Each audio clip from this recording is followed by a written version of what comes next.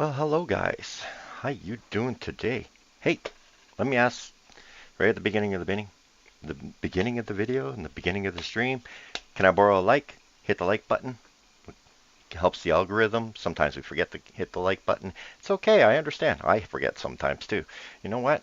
If we hit it now, if you don't like the video, you don't like the live stream, I give you a 100% guarantee you can take your like back and I won't mind that at all. But for now, can we just hit the like button? Appreciate it. Thanks. Alrighty. Well, this is going to be a little different, and we're going to try and a couple of little things. First thing I want to bring to everybody's attention, if I can please, if you haven't yet, and you believe that this is something that you wholeheartedly believe in, well then, why not come on over. And in the description of this live stream is a link to this website, which is the Parliament of Canada, but you can also see it here and you can copy it down. Let's see if I can't even get that into the chat because, yeah, sorry, can't get it in the chat for you. But anyway, let's just get a quick little summary of what this is about. This is a Petition E4701. Petition to the House of Commons. We, the citizens of Canada, have lost confidence in Justin Trudeau and the NDP Liberals. We call on the House for a vote of no confidence. We ask that the election be held within 45 days after the vote. If won, the current government elected is not acting in the best interests of all its citizens. The policies of this government aren't aligning with the crisis Canada is facing: housing costs, infringement of civil liberties, highest inflation in history, unbalanced immigration policy, taxation to the point of poverty and weakness in the economy. Yeah. Holy mac. The weakening of our economy by importing natural resources that Canada has already underutilized. And based on the past 8 years as Prime Minister, Canadians do not have the confidence in the Prime Minister. After 5 ethics violations and Canada's reputation being tarnished on the global scale under his leadership, to the extent that Canada is being excluded from participating in statements regarding important geopolitical events. So, if you believe in any of those things, or most of those things, or you believe that you feel strongly about this, then you should get in here and sign this petition. There, it says 190,000. Let's refresh it. We're at 202,274 Canadian signatures. If you believe in what this has to say, then you should get in here and sign this petition. With that out of the way, hey, I want to play a little game right at the start here. Let's see how bad I don't know my own country. We're going to do the citizens test. We're going to do the first 20 questions. I'm going to try and go through them as quick as possible so I can get into what this stream is actually about. All right. So I want to see how bad I fail this. Let's do this. All right. Start now, I guess. How long have settlers and immigrants contributed to the diversity and wealth of Canada? I would say approximately 300 years? Oh, it's 400. Oh, I fail. What type of government is there in Canada? Constitutional monarchy. Oh no, confederation, isn't it? Yeah. Oh, I had it right, and I second-guessed myself. Who proclaimed the amended Constitution of Canada in 1982? Proclaimed? Oh, that would be Queen Elizabeth. Where is the largest East Coast port located in Canada? Oh, I'm gonna say Halifax. Oh yeah. Whew. In what year were Upper and Lower Canada united? I'm gonna say 1867. Don't know. Oh, 1840. I suck. I failed. I can't get any more wrong. When was Magna Carta signed? Oh God, I know this one. I know this one. Oh yeah, Sir John A. Macdonald. When is Sir John A. Macdonald Day celebrated in Canada? I have no clue. I thought they were trying to ban him. I don't know. Maybe I'm wrong. So I'm going to fail here. January 4th. Oh, January 11th. Okay. How many judges on the Supreme Court of Canada are appointed by the Governor General? I'd say 12. 9. My bad.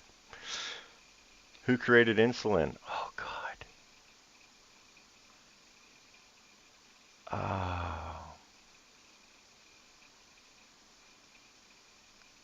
Oh, God. Oh.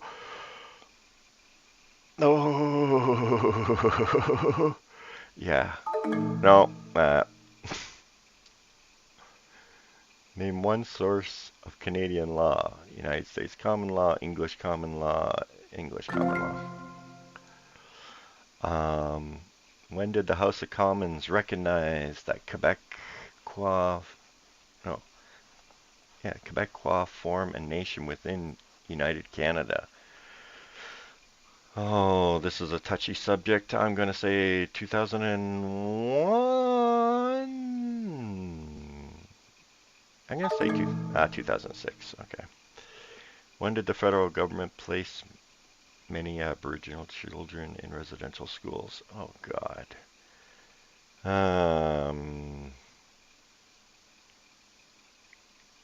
Right here. Where does the majority of the Métis live? In Canada. I said prairie provinces.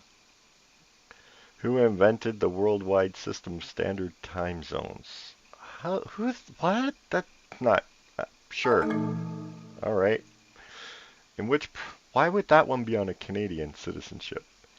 In which province does the RCMP not serve as the provincial police? Ontario. What? Oh, I didn't read all the way through.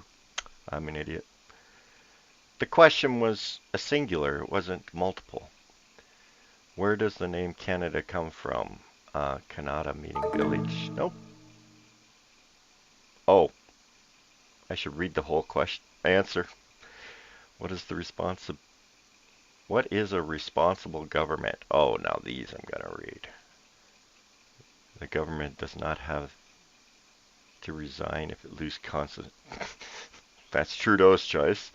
The government is responsible for everything in the country. I don't know about that. The ministers of the Crown must have the support of a majority of the elected representatives in order to govern. That is true.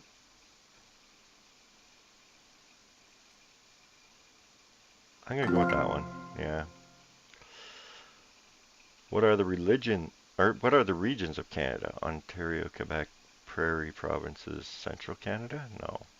Atlantic, Central Canada, Prairie Province, West Coast. That sounds close enough. Northern Territories. I'm going to go with that one. Yeah. 2 more. When did Canadians celebrate May 2-4 weekend?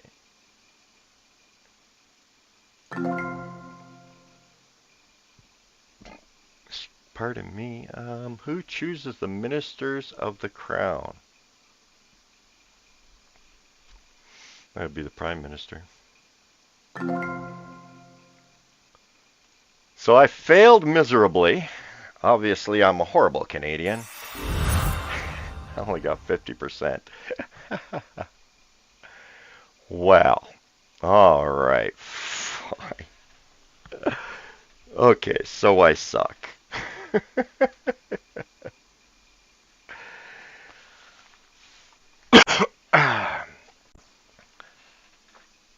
All right. I'm going to have a sip of my coffee here. Now we're going to get a little more serious.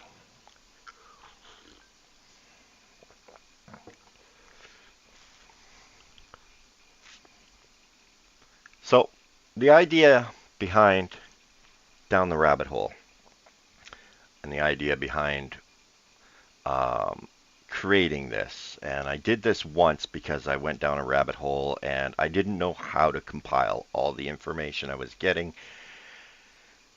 So I just did a live stream and did, where is it? Right here. Falling down the rabbit hole because I went and looked up this woman's name who works for the SDTC. I don't think she does anymore. She used to be on a chairman of the board for them.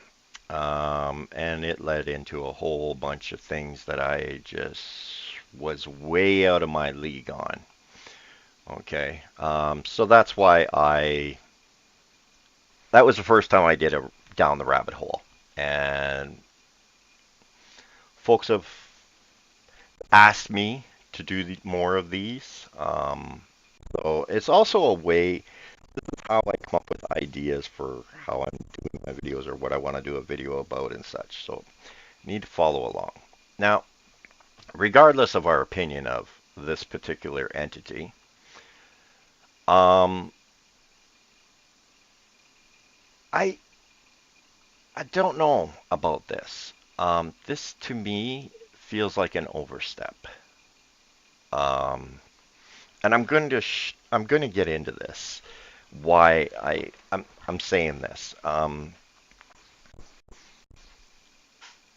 It sounds great, you know, the idea of this loss and damage fund here.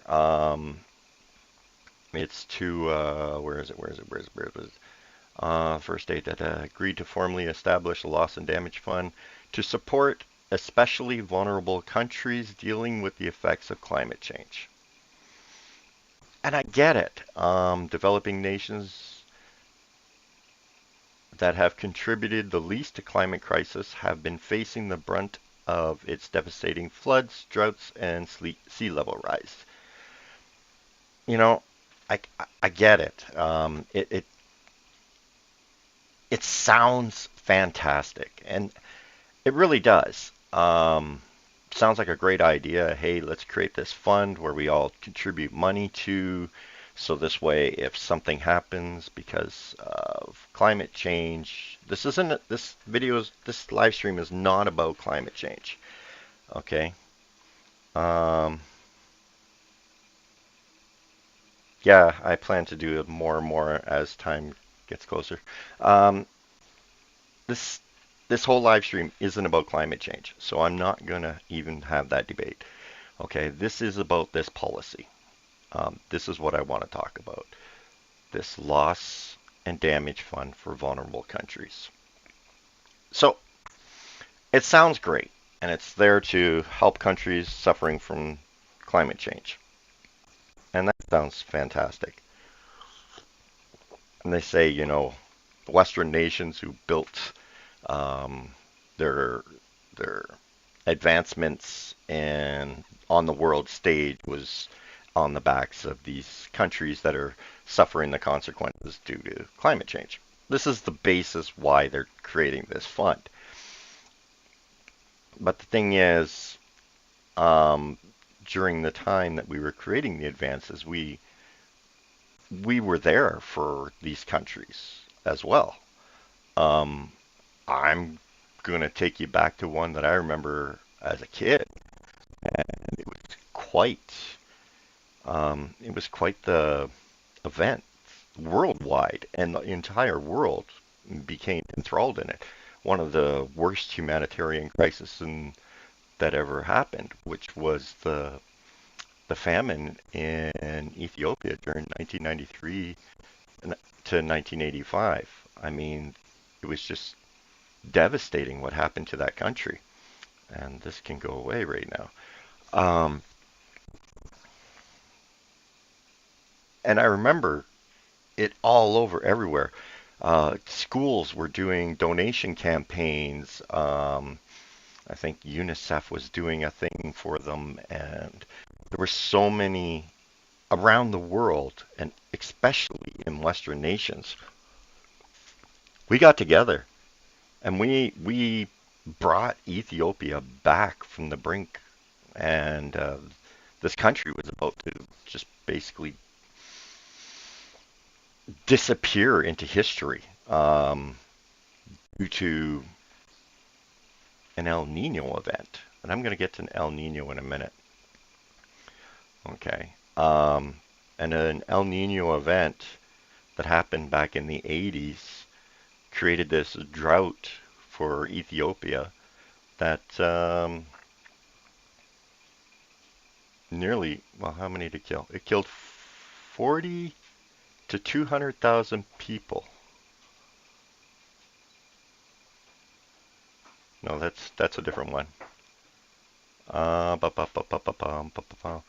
the background. Where it affected 7.75 million people out of 30 to 40 million. 300,000 to 1.2 million died. 2.5 million people were internally displaced. So we're talking massive humanitarian crisis here.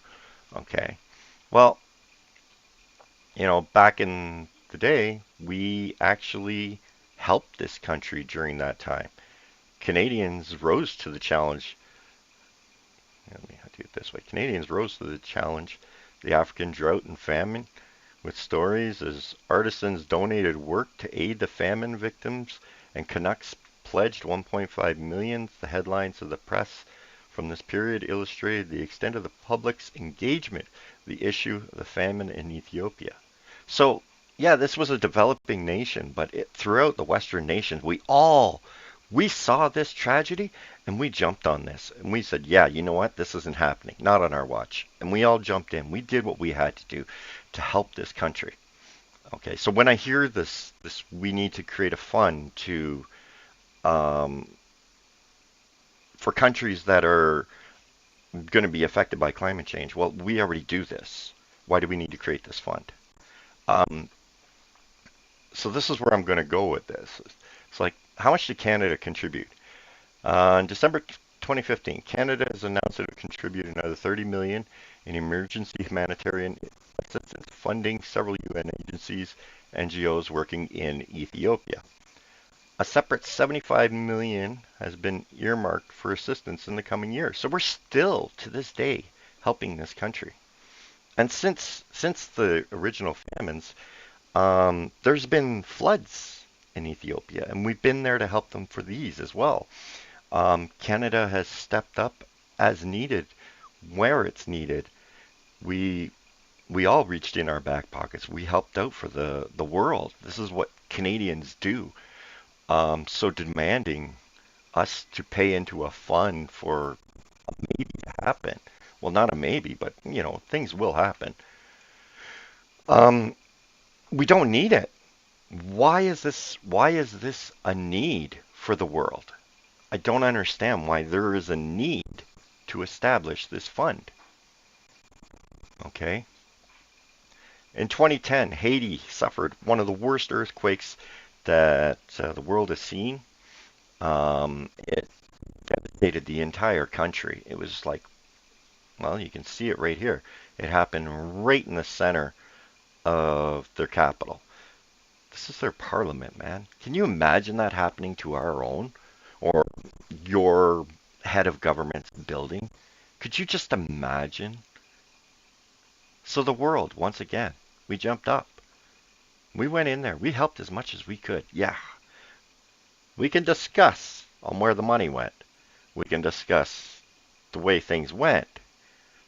But it didn't stop each and every one of us from reaching into our pockets and pitching into this, helping these people, inviting them into our nation. You know, their country completely collapsed. And Canada stood up once again. You know, in the 2010 earthquake, the government of Canada provided over $1.87 billion. Canada donated almost $2 billion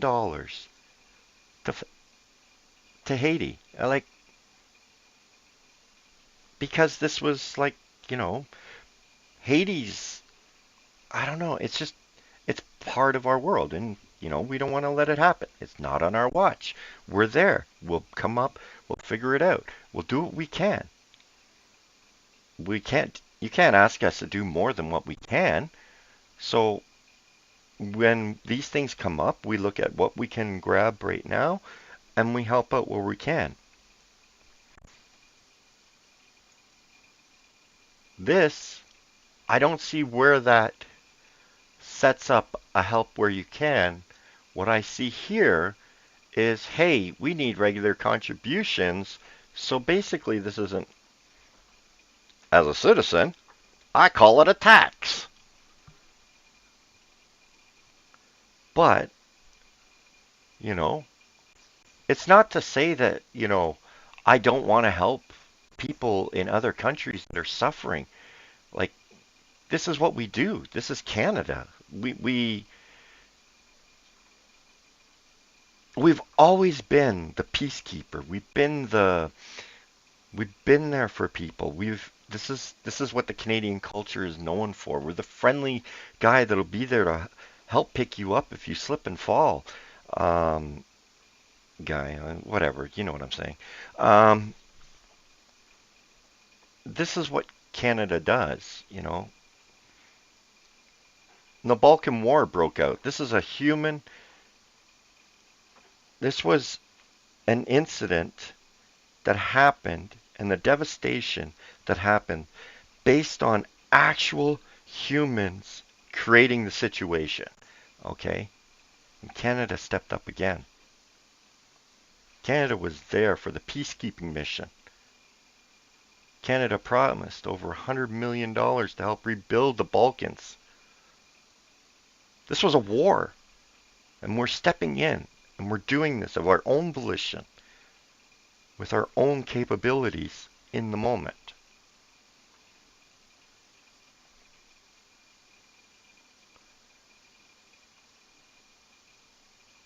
Since 1995, Canada has invested over $540 million in development projects in the region, of which Bosnia and Herzegovina,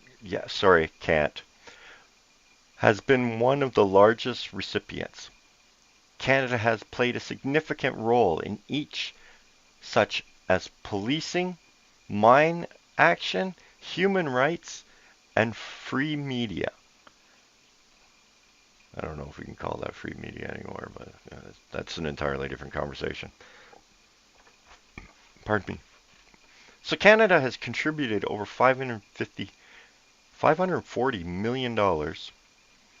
We've helped with the policing. We did the peacekeeping there. Am I on an ad? I am on an ad.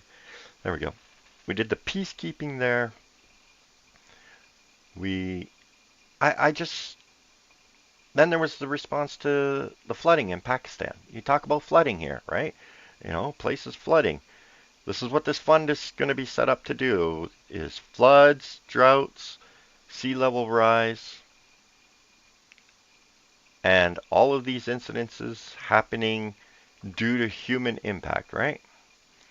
All right, well, here we go. Canada's response to flooding in Pakistan in 2022. Pakistan, an unprecedented rains and devastating floods. Yeah, we contributed again. Where is it? Where is it? 28 on September 13th, 28 million in funding to respond to the impacts of the flooding and support development projects in the country. On January 9th, so what? 4 months later, October, November, December. Yeah, 4 months later, we donated another $25 million because that's what we could afford in the time. Remember, the government's starting to realize, oh, first we gave $5 million over here. I didn't even see that $5 million when I first read through this. So we got what? $58 million Canada donated to these things. And I keep hearing, people crying because Canada commits 16 million to a new global damage fund. Only $16 million, they say. Ah, Canada, come on. What the heck, right? Why are we being so cheap all of a sudden? Right? Yeah. You know, the UAE, United Arab Emirates, they donated over $100 million to this fund. 100 million bucks. US. They donated to this fund. Canada donated 16 million. And you know what? I say that's 16 million too much. I say if you're crying about the 16 million, well, come look in my fridge. Canada can't afford it. So, Canada joining up and donating 16 million, I think is wrong. We shouldn't even be donating that. This is unnecessary. This whole fund is a scam. This is opinion, okay? This whole fund, it makes no sense in the world today. Okay, let me see here. Where is it now? They talk about rising sea levels, right? Okay, well then, it's true. The sea levels are rising. They've been rising for a long time now. About 375 years, I'd say, because scientists uncover Zealandia, the lost continent, beneath the waves. And yes, this was September 30th, 2023. Okay, they found a new continent called, and they're calling it Zealandia. And if you notice, it's just off the coast of Australia here. And, oh, I can't. Nope. It won't let me draw on there. Right there is this new continent. Normally this is just New Zealand, a couple of islands right in here. But this whole, I keep doing that. This whole thing is this new continent. Almost all the way up to Indonesia up there, right? Let's see if there's a better picture of it. Yeah, you can see it here. Here's New Zealand. And then you can see the continent that has disappeared in the last 375 years. Okay. And just up here is New Zealand. The Solomon Islands is right in there. Okay. So, remember that. 375 years this island has been missing. Whoop, what am I doing? Okay. Sure. For 375 years, this island has been missing. I'm not signing into that. Well, global warming is making seawater rise, right? Isn't it? Isn't that what this says right here? Developing nations have contributed to the least crisis have been facing the brunt of its devastations, floods, drought, and sea level rise. Sea level rise. Well, this whole continent, okay, sunk over the last 375 years ago. It's been missing since.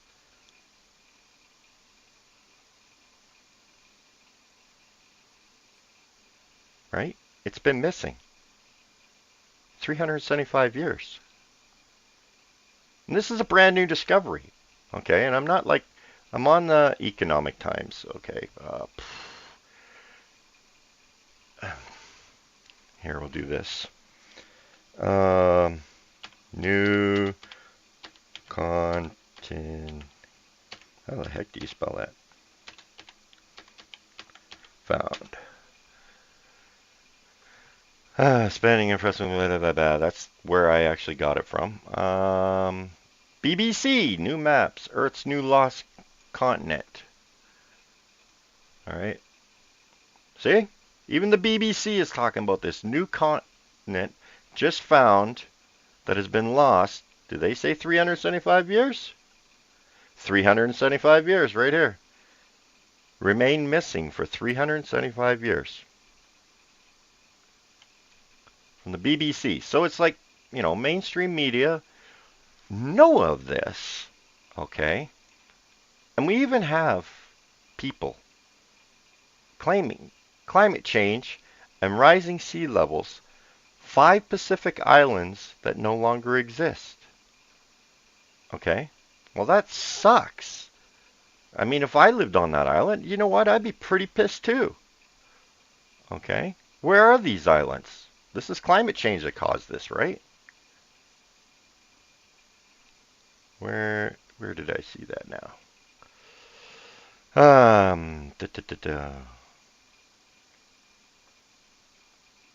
Which communities? Where is it? The Solomon Islands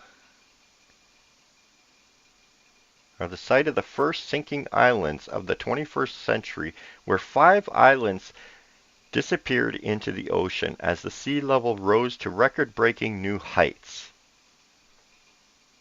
Where's Solomon Islands?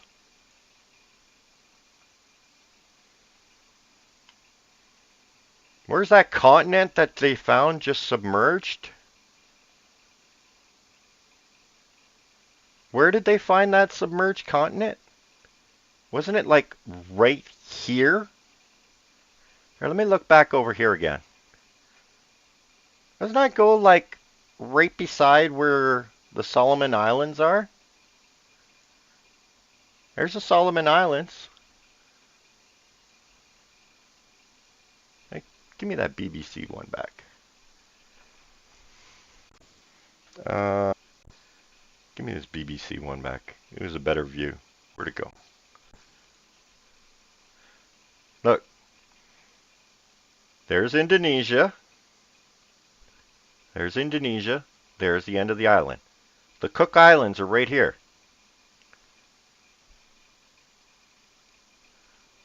Oop, wrong one. This one.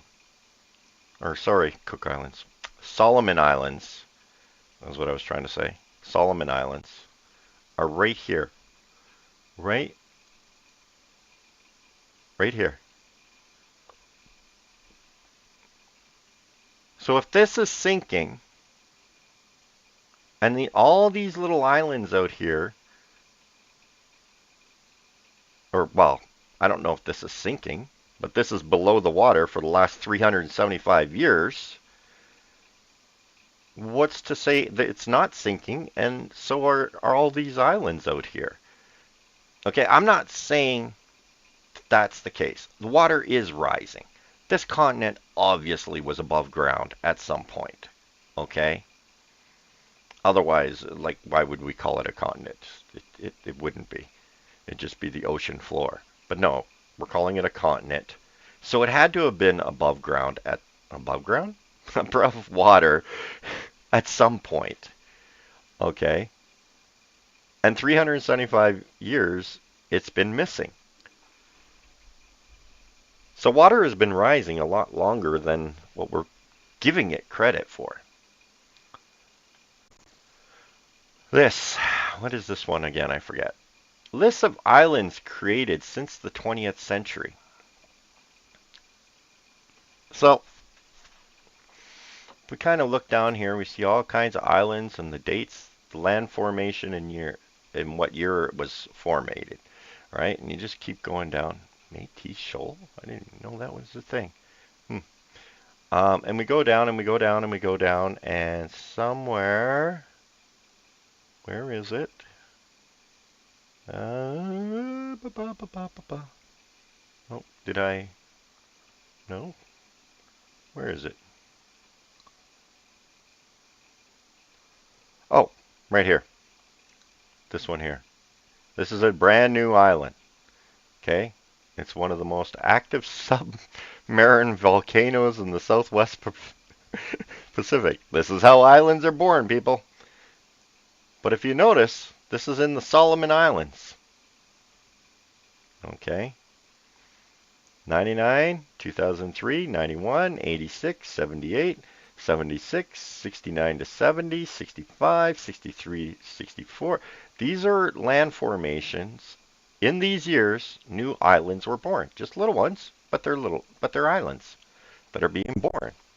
Thanks to this volcano, of course, which is in the middle of the Solomon Islands. Let's see where it is, actually. I never thought to look to see where it was in relation. Oh, it's like dead center. Yeah, right in the middle of them. So when 5 islands go missing, hey, did you know what a volcano does before it explodes? It swells. And then you know what it does after it explodes? It contracts. Just saying. You know, might be something to think about there.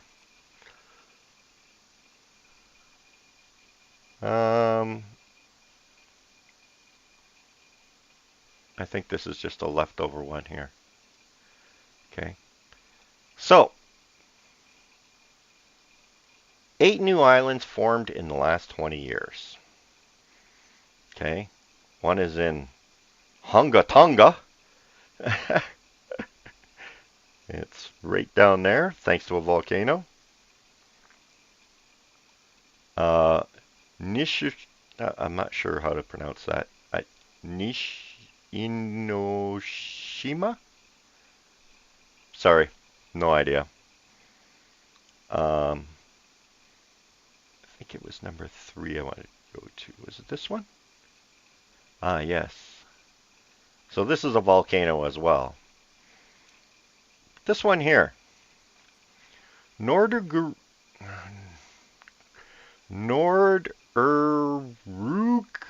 sand. I'm sorry, I am horrible at this. I have no idea. In 2003, researchers noticed a small sandbank growing just off the German coast in the North Sea. In the decade that followed, it had emerged as a full-fledged 34-acre island, already home to 50 different plant species and several types of birds, including gray geese and peregrine falcons. The fledgling island, called either, I'm not saying that again, or Bird Island, is unusual because most soft banks and shallows in North Sea coast waters fail to survive the ferocious winter storms. While this superstorm is yet to wipe away the dune, retains its claim 15 miles off the coast of no, I'm not doing it. Just not doing it. Greenland is opening up, creating islands. Lake Pinto. So anyway, islands come and go. I'm not trying to say that these people need to lose their island. I feel horrible that this is happening. But you're asking us to be part of something, to agree to establish loss and damage fund. You're asking Canadian citizens to fund a loss and damage for vulnerable countries, but we do that already. We do that extensively already. Very extensively. Why do we need to donate to this? When Canadians are having a hard time right now, thanks to climate change and the effects of the policies in the name of climate change. Canada is suffering, and you're asking us to donate to a damage fund while we're being damaged. To me, I'm so frustrated with this. Okay, the latest big thing is about El Nino, right? El Nino. Where did El Nino come from? When was the first El Nino? Like, because that sounds like something that came from old history, like pre-European. It kind of sounds like that. So, massive weather events that affected the climate in the region or whatever. It sounds like something that, an eastern in Canada, they always say, or how can I put this? No, here's a better way. Here's a better way. In Alberta, they call it the Chinook winds, right? It's wind coming off the mountains. That's what it is. It's just wind coming off the mountains. But we call it the Chinook winds because we've given it a name. And it's been called the Chinook winds as far back as anybody can remember, right? That's just what people called it. It's a part of our history, so we've given it a name. Well, El Nino to me sounds very similar to that. So I looked up when was the first El Nino. The first recording of El Nino was in 1578.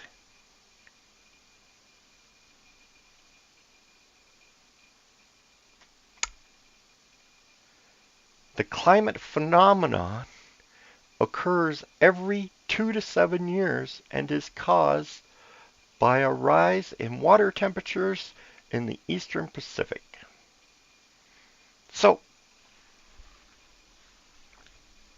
if El Nino's effects are because of climate change, how did it get named in 1578?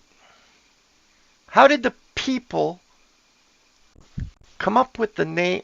Well, why would they name a weather event in 1578? There were so many other more important lines in 1578. I just don't understand why the people in 1578 would name a climate event that is caused by human its effects are caused by human activity.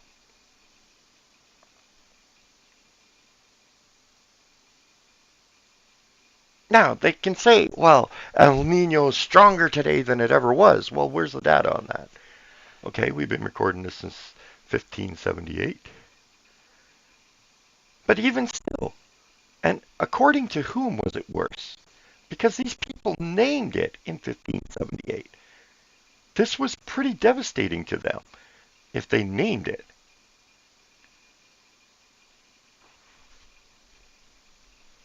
Right? Wouldn't it? I don't know.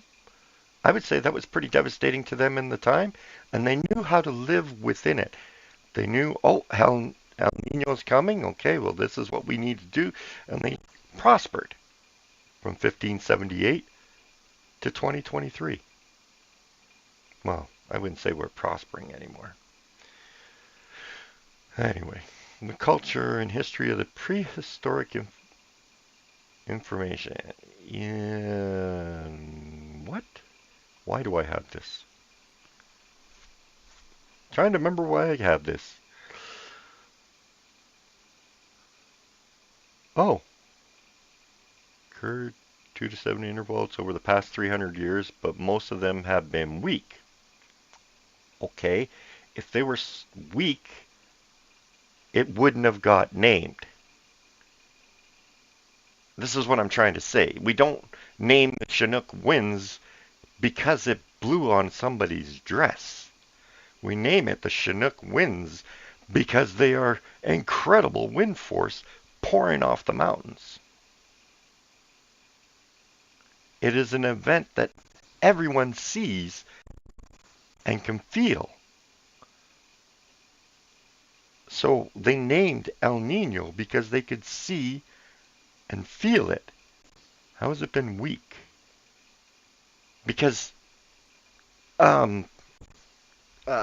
weather, oh God, what's the word? Meteorology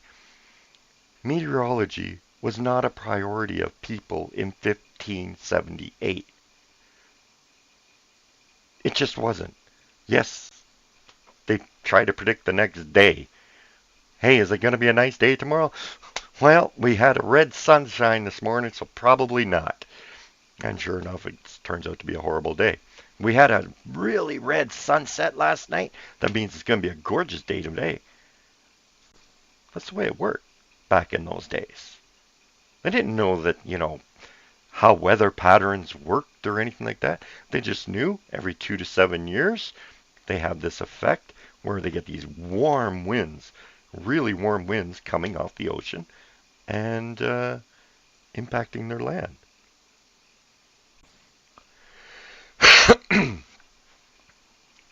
So if it was so evident to them, how could that be called weak? I think this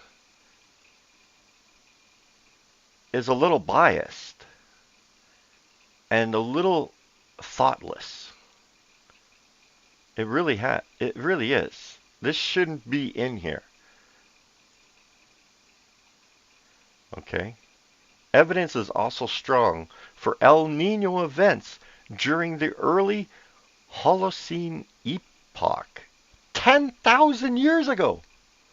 So the same weather events, you can actually trace them back to 10,000 years ago. But the effects of El Nino are caused by human activity, are they not? I don't know. That's what we've been told, isn't it? I could be wrong. Please correct me. Somebody correct me. Please. That's what I keep hearing is El Nino. We're getting El Nino this year because human activity and climate change but El Nino's been around for over 10,000 years. And if you're seeing it 10,000 years into the future, the effects of the El Nino from 10,000 years ago, those are pretty serious effects to be still showing evidence 10,000 years later. This is weather. Usually washes itself away. I don't know. Just thinking here. I don't know. It seems really bizarre to me. Why do we need this fund? Why does this fund need to actually be a thing? What's the purpose of it? Is it just to take the money from the Western nations? Is this to strip the economies of the Western nations? Who manages this fund? It's going to be under the UN, right?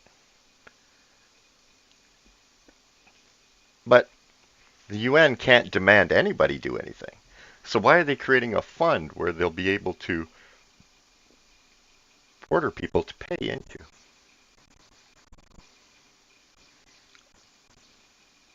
There's serious problems with this. And I see a lot of similarities to a couple of events that have happened in Canada very recently. Very recently.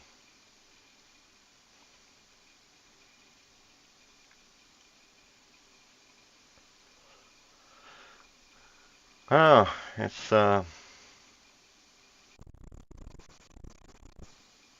very frustrating to me when they constantly use things that we know.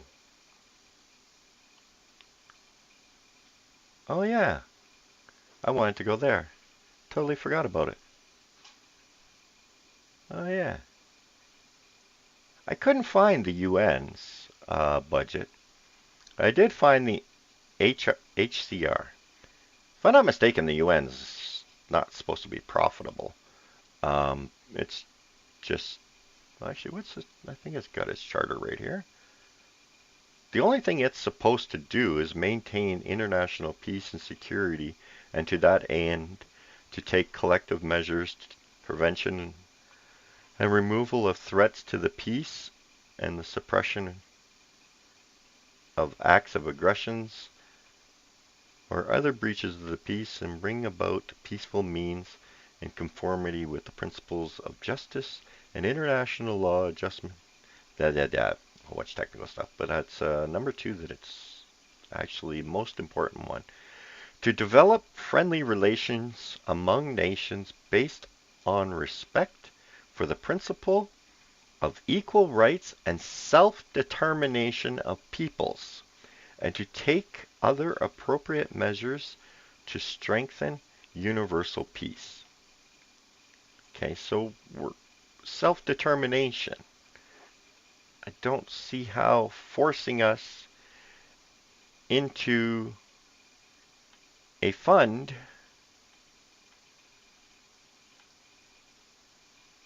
is self-determination. We owe the UN no taxes, right?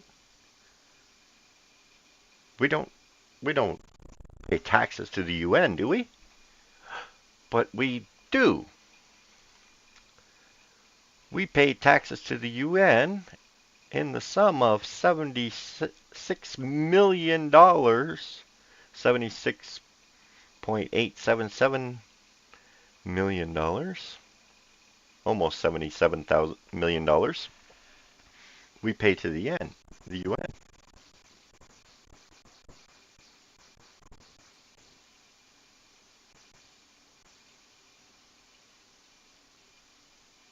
We have to do that every year. Yeah, okay, we don't pay what France does, 120. Wait a minute. That's not much more than we do. Who was it? I think it's China that pitches in the most. Yeah, China is $446 million. But they have, like, what, 3 billion people? Something like that. Canada's got, what, 40 million? Like, we're paying almost $2 per person in Canada. Where did it go? Where did Canada go? There it is. We're paying almost $2 million or $2 per person that lives in Canada. Okay. Let's take another country here.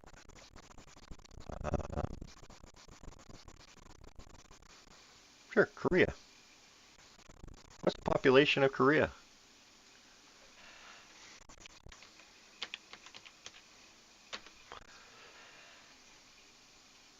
$51.74 million. So just over us. And how much are they paying? Less than us. So they're about 10 million more people than us, and they're paying less than us. Interesting. Okay. Let's take another one here.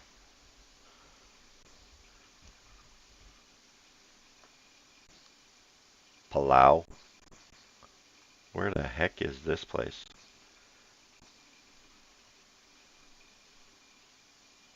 What the heck? They're only contributing $29,000?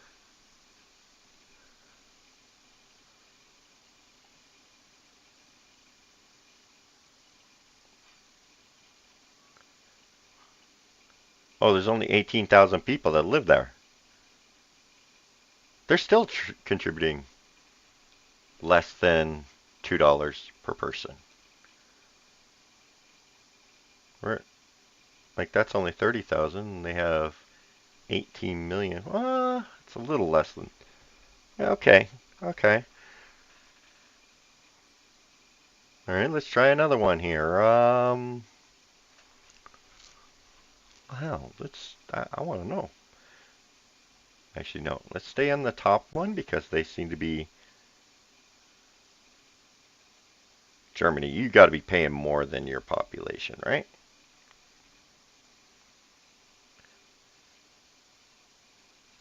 Copy.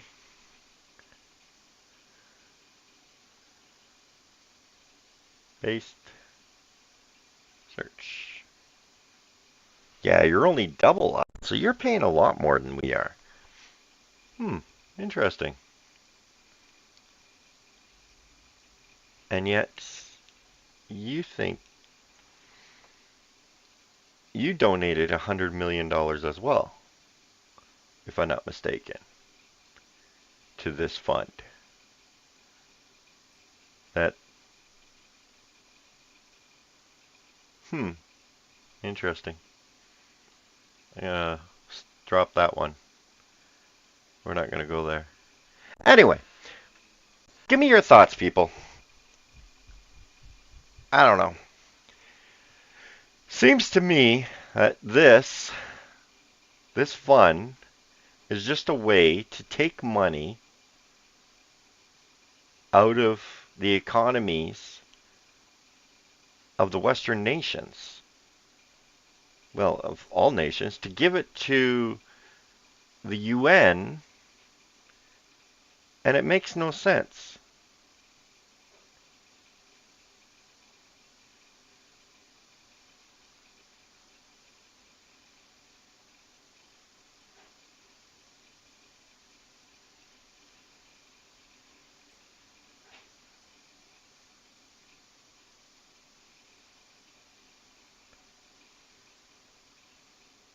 Sorry, I'm reading. My bad.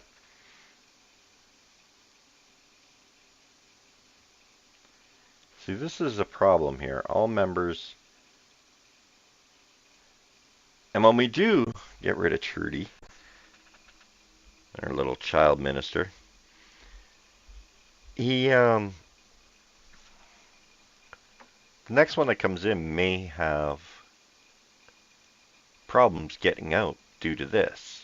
All members, in order to ensure to all of them the rights and benefits resulting from memberships, shall fulfill in good faith the obligations assumed by them in accordance with the present charter. Yeah. But your charter was set up to, you weren't supposed to be what you are. They're assuming the role. How can I put this? Okay.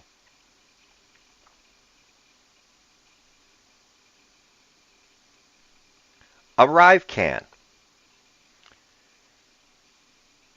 Canada required assistance in creating an app. Whether I agree with the app or not is irrelevant to this, what I'm about to say. Okay. Canada wanted to develop this app. Okay, so they turned to people who helped them to achieve their goals. Okay. GC Strategies was one of those people they turned to help. And in turn, GC Strategies gave them the assistance that they required. This was the goal of the UN and all of these, to achieve international cooperation, solving international problems on economic, social, cultural, humanitarian character, all that jazz. Okay? This is the goal of the UN. They are meant to be the GC strategy. But they are beginning to act like the government, taxing us. We did not surrender our sovereignty to the UN so we could pay tax to the UN. We maintained our sovereignty even under the charter. It says right here, the principles of equal rights and self-determination of peoples.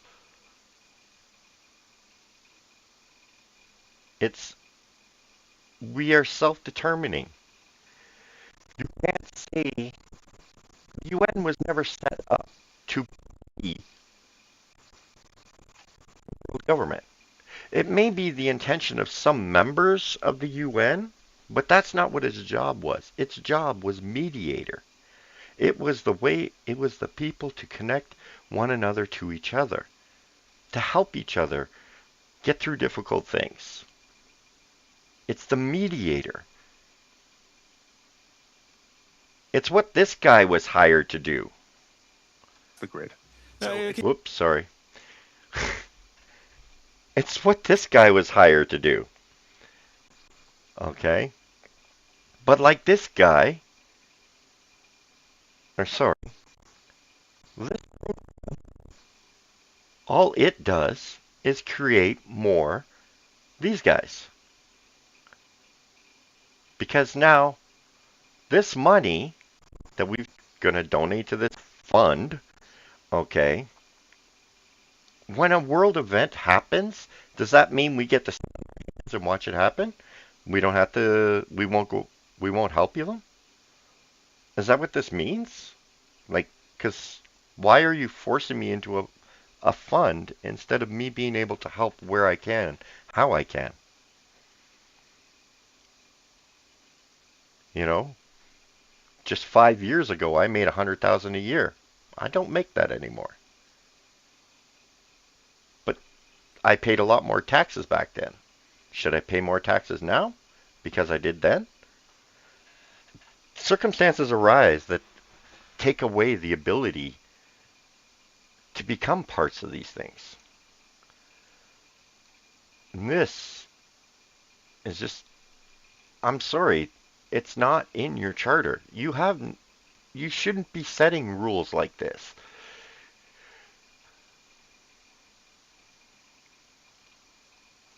The UN is declaring itself the world nation without the approval of the people.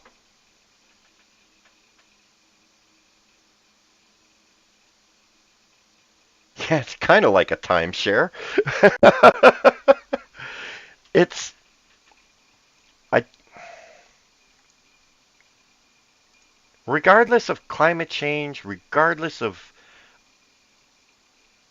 any of the crap, but whether I agree with the World Economic Forum or the UN or anything like that, this smells of just pure corruption. I'm sorry, it smells of money gouging nations for, we're already paying through the nose and through every orifice for this climate change. You ask the average Canadian citizen how much spare change they have, you'll get a pretty good idea how much more we can be taxed. We don't have the money, yet we keep forcing ourselves into situations because this charter, where is it? Right here. Fulfill in good faith obligations assumed by them in accordance with the present charter. That means whoever the prime minister was before can assume any of these things, and we have to fulfill it. The United Nations serves a fantastic purpose. It really does. It is the forum in which the world can congregate, discuss things and discuss different ideas and points of views and create camaraderie between all nations, even those opposed to one another. That is the essence of what the United Nations is for. The United Nations job is not there to dictate to how nations are run and the policies that they need to enact. And don't get me started on the health policies that the United Nations is forcing nations into now too. It's not their role, it's not their job, but we seem to have afforded the United Nations these authorities, but that's not what the United Nations was created to become. So how does it get the authorities, and how do we return the authorities back to the sovereign, self-determinant people?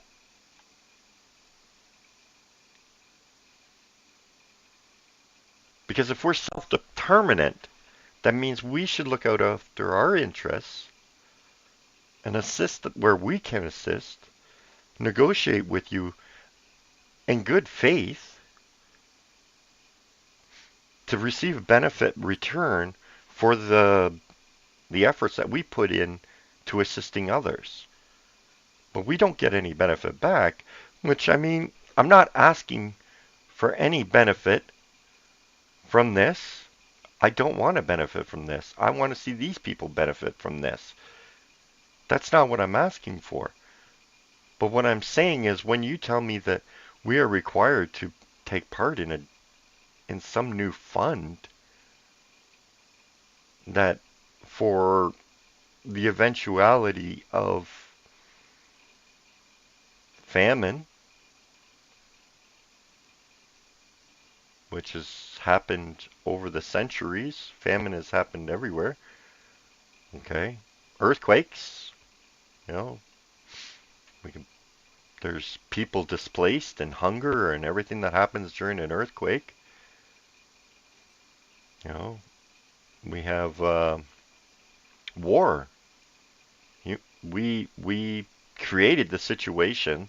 We allowed the situation to evolve to the point that war has broken out and created devastation to an entire nation, and the world stepped in to help them. What do I get in benefit from that is that, well, we got Bosnia back. We got these nations didn't have to suffer through even worse situations.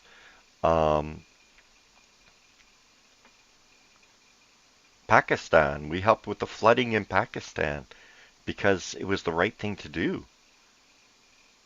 Okay, there's mixed feelings on our relations with Pakistan due to the Taliban, but I'm neither here nor there about it. I don't care who you are. I base you on the actions of yourself, not on actions of everybody else. I don't know. What do you guys think? Do you think this loss and damage fund for vulnerable countries is a worthy goal? Is it something that we should be a part of? Is this something that is rife with the smell of corruption? Who manages this fund? Who's going to manage it? Well, let's find out. Let's see if it says. Who?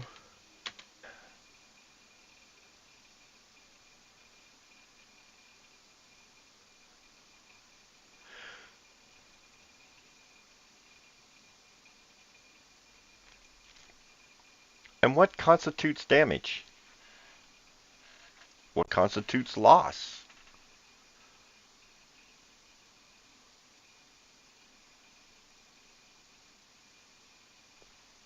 If a mosquito with malaria bites somebody and they get malaria and pass away from this mosquito, um, do we blame the climate change for creating a warmer and more humid environment so that there was more opportunity for that mosquito to be born? Is that loss and damage? Like, what constitutes loss and damage? If a malaria outbreak through an entire nation, is that loss and damage? What constitutes the difference? What's the difference between the individual and the entire country having an outbreak? If an individual falls ill to this, then usually within the community will assist one another and help the survivors moving forward. When it becomes a nation, too many of the civilians have become susceptible to the hardships of the situation that we have to turn to outside sources and ask for assistance. And that's where Canada steps in and goes, hey, you're having issue over there with malaria. Hey, how about we buy you the drugs that you need to treat it or whatever, and we'll ship And that's what we do. This is where we step in. Okay. So when this malaria outbreak happens, will we not hear about it because the World Bank will take care of it? Just different questions. Um,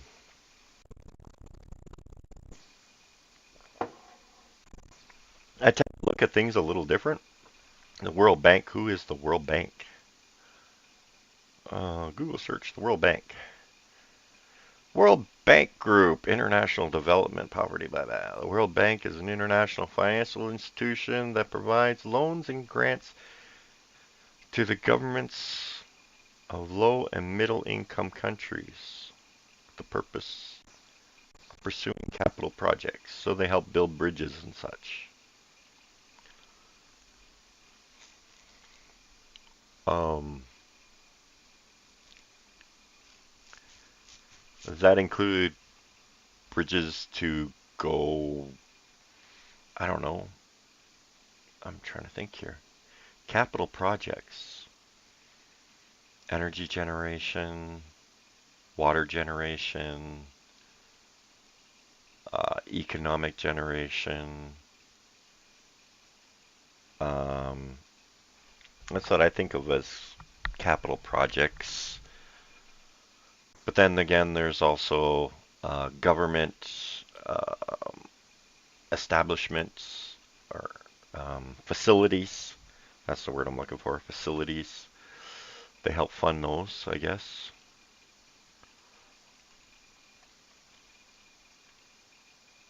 I don't know.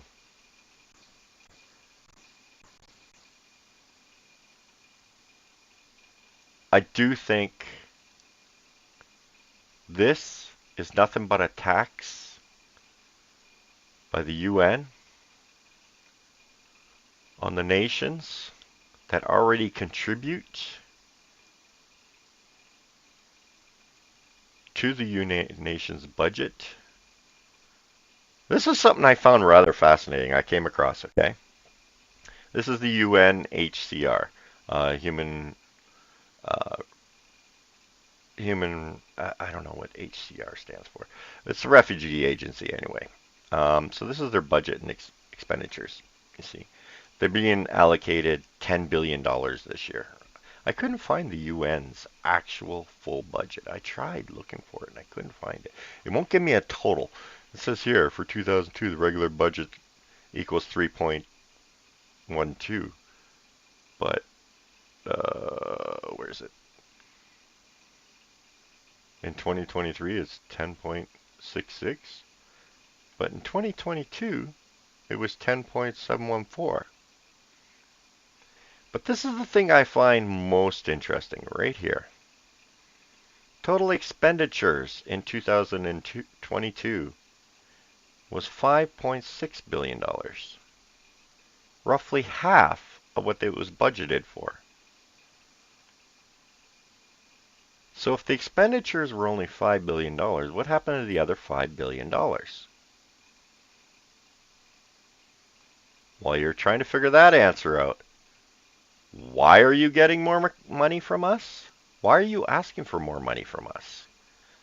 Now I realize this is just one department of the UN. Okay? So, like I said, I couldn't find the UN's actual budget on their own. Tried picking this, but this gives me a PDF I really didn't want to look at.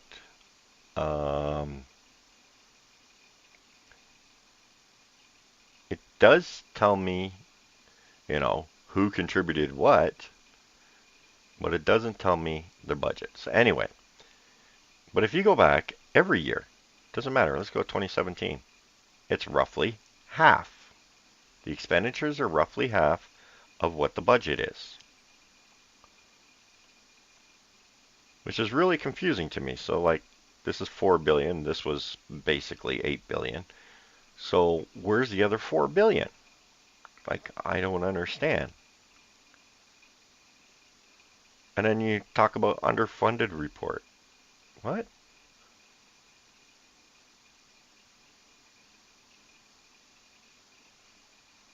The implications of underfunding we'll go click that in just a second here.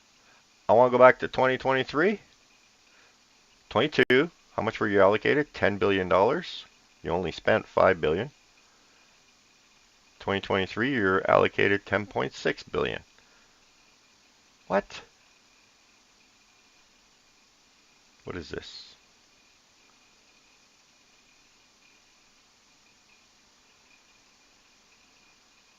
The implications of underfunding through these 2023. Oh God, this is going to be a long read, and I don't want to do this on stream. Let's see if I can figure it out.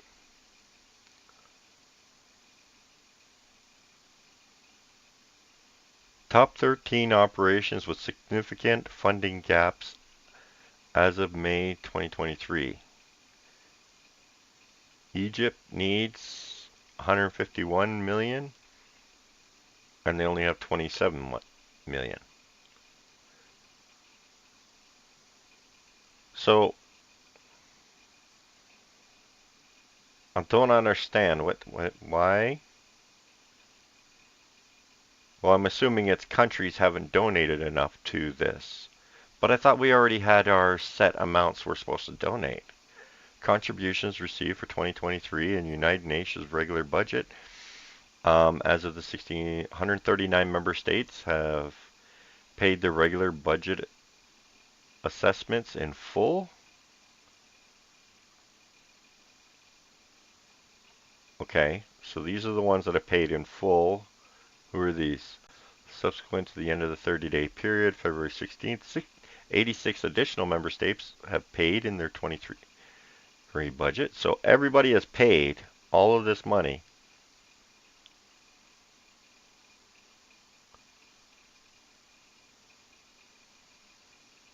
Monthly. So we've already paid the money for 2023. Okay. Looks like we're missing a couple here, though.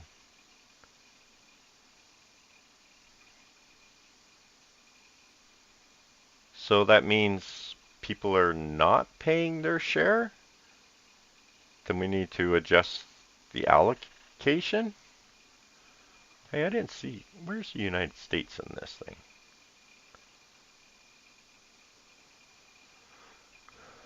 Northern Macedonia. United Arab.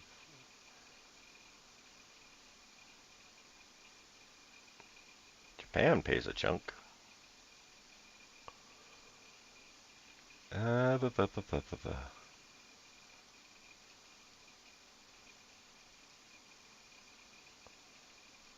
No United States.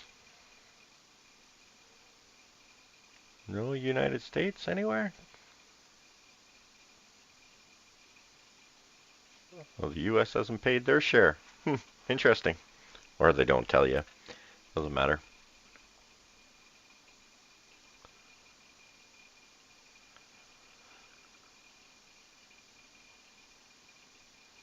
So, I don't know. On an average, how can I put? I have a budget, and on average, it's whatever it is, and this is what I allocate for my bills and for everything. And when I don't meet that budget, then I have to make cuts out of that budget. But that doesn't mean my needs get to stay here, even though I would like to be here. If this is all I'm going to end up with, I'm probably going to try and figure something out to work in this range rather than this range. It doesn't sound great because, well, wait a minute.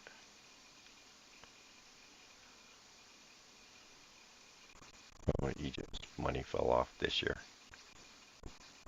and last year. Yeah, they've been 19, 20, 21, 22.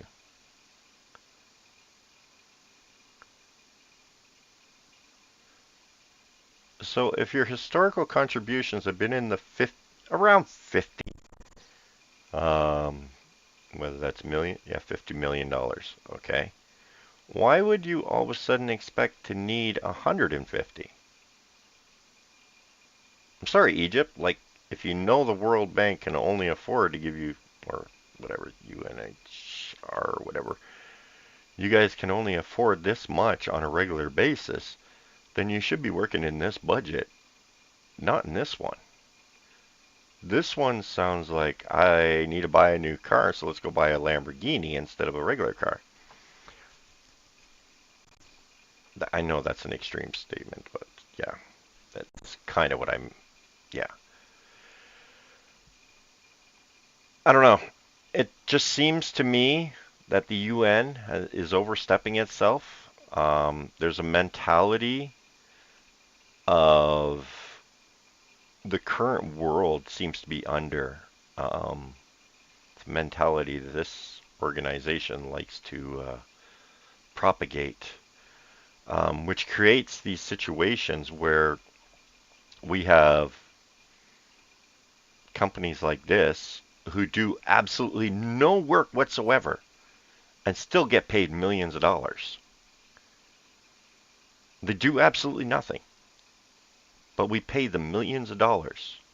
Or we have chairmen of the board like this who are handing out contracts to companies that don't exist, that have 2 employees and don't do any work anywhere. Their website doesn't even work. That's how little work they do, is that their website doesn't even work. Like, and she even hands out monies to her own companies that she's the chairman of the board of. It's this fund is just corruption just waiting to happen. Well, actually, it's corruption right from the start. There's no ifs, ands, buts about it. This is not what the UN is set up to do. They should never be setting up funds. That's a tax. The UN's job is to go in, take our contributions, and do the world as much good as you possibly can with the funds we give you.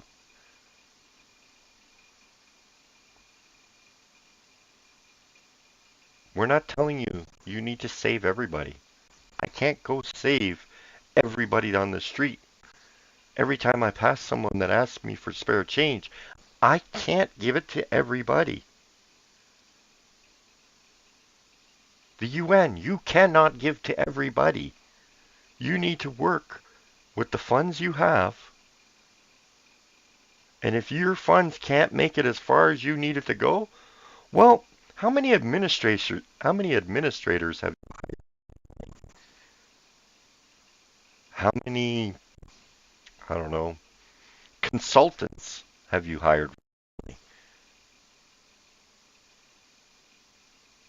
How many PR people have you hired? Because this fund is already allocated in these funds,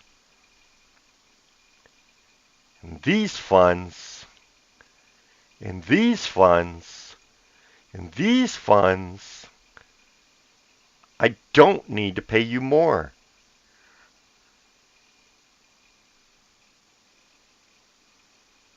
This is wrong. This is beyond wrong.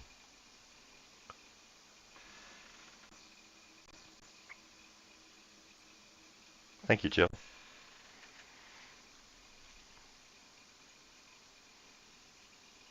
These funds as well. We already are funding this. We fund droughts or floods. We fund earthquakes. We fund men's activity, humans' activity causing devastation. We fund famine.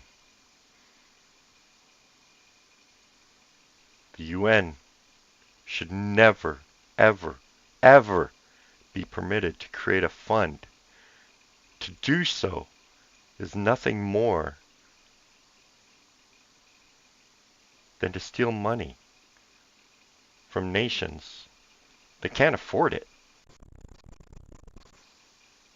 And they laugh at us because we offered $16 million in our global effort to save climate change.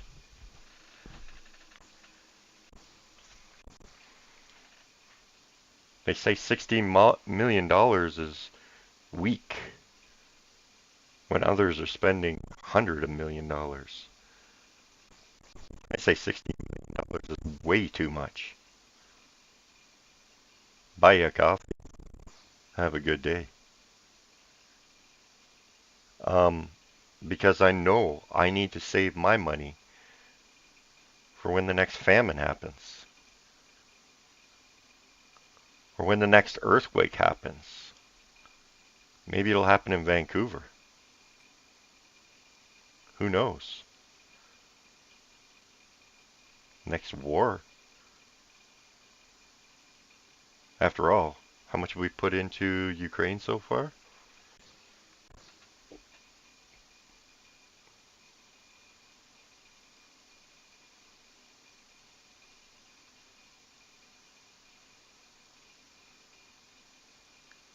Yeah, we have another 100. So we're about $10 billion into Ukraine. This is what we're doing. This is what we do. We don't need the UN creating a fund just so that it can get more money for organizations like the WEF, and so that they can fund people like this guy to get millions of dollars so that he can do absolutely nothing on the project we're hiring them to do. All so that we can save 5 islands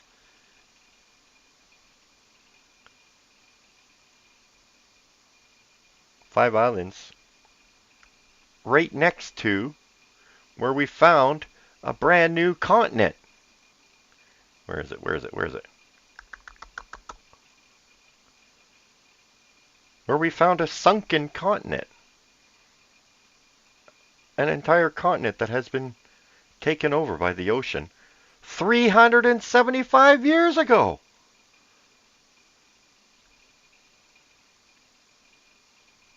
And we blame it all on a weather event that was first recorded in 1578. But I'm sure it was sooner. It was before that they were calling it El Nino. They don't just give it a name and say, hey, we're going to write this down. Let's give that a name. No, that's not the way it's going to work. You have to know what it is before you can name it.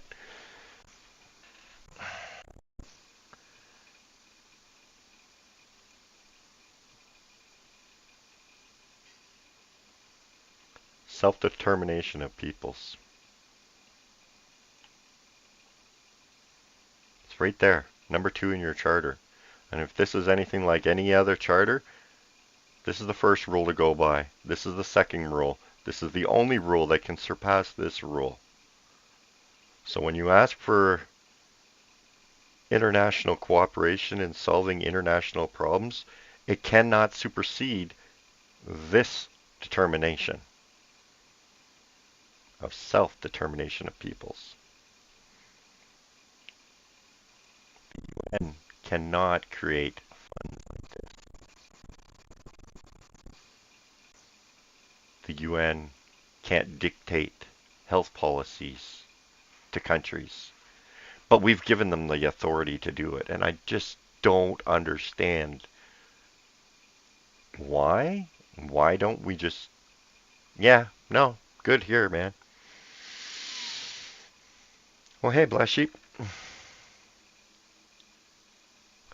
Oh, not bad. I've just been babbling for about an hour and a half now. I'm actually getting tired. I'm just repeating myself now.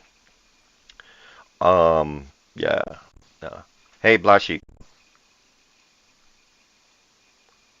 Don't forget to go sign this. Link is in the description of the video, or the live stream.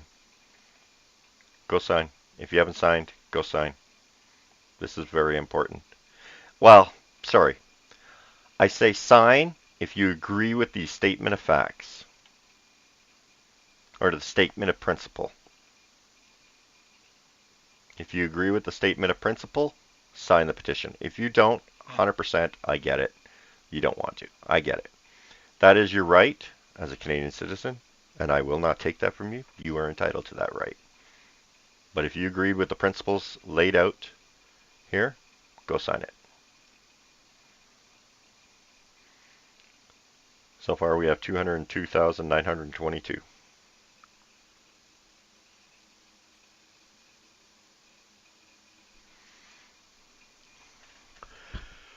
So anyway, I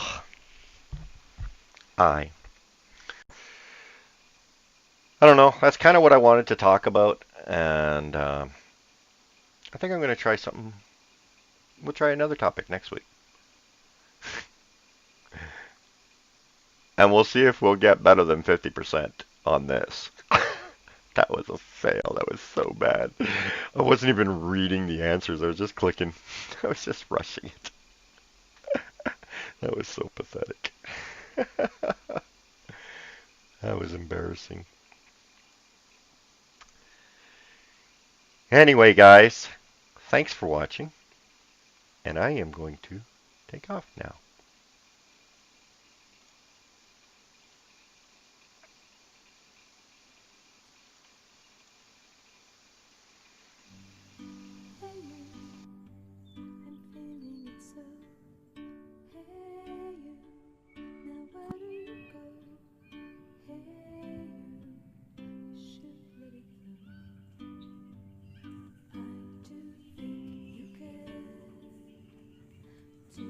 Welcome to the Fringe.